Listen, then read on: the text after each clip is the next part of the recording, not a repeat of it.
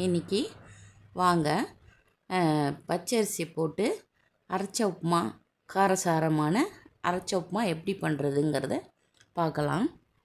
அதுக்கு 2 அழாக்கு பச்சரிசி, அப்புறம் அரை அழாக்கு துவரம்பருப்பு, அப்புறம் 6 வரமிளகா, கொஞ்சம் உப்பு, அதெல்லாம் ஊற வச்சு அரைச்சி எடுத்துக்கோங்க. கொஞ்சம் கொரன்னு இருக்கணும். அடைக்கு அரைப்போம் இல்லையா, அந்த மாதிரி அரைச்சிக்கணும். தோசை மாவு பதத்துக்கு இருக்கணும். ஆனால் அடைக்கு அரைக்கிற அளவுக்கு வேண்டாம்.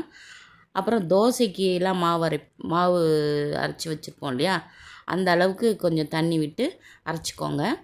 அதுக்கப்புறம் ஒரு பாண்ட்லி போட்டு அதில் கடலெண்ணெய் விட்டு கடுகு போட்டு, அதுக்கப்புறம் உளுத்தம்பருப்பு போட்டு அது செவந்த பிறகு அப்புறம் கருவேப்பிலை போட்டுக்கோங்க. போட்டுன்ட்டு அதுக்கப்புறம் அந்த அரைச்ச விழுது எடுத்து இதோட சேர்த்துருங்க. சேர்த்துட்டு அப்புறம் பெருங்காயமும் சேர்த்துக்கோங்க. அதோட சேர்த்துன்ட்டு நல்லா கிளறி விடுங்க. நல்லா அடி பிடிக்காமல் நல்லா அடிகனமாக இருக்கிற பாத்திரத்தை வச்சு கலரணும். நீங்கள் இந்த மெல்லிசாக இருக்கிற இது வச்சு கலர்னிங்கன்னா அடி பிடிச்சிக்கும்.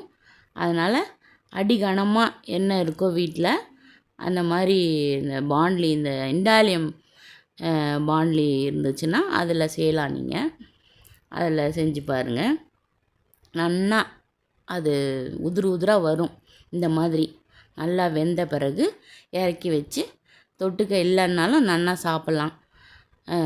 இருந்ததுன்னா சாம்பார் வேணால் சாப்பிட்லாம். சட்னி கூட தேங்காய் சட்னி செஞ்சு சாப்பிட்லாம். அவ்வளோதாங்க.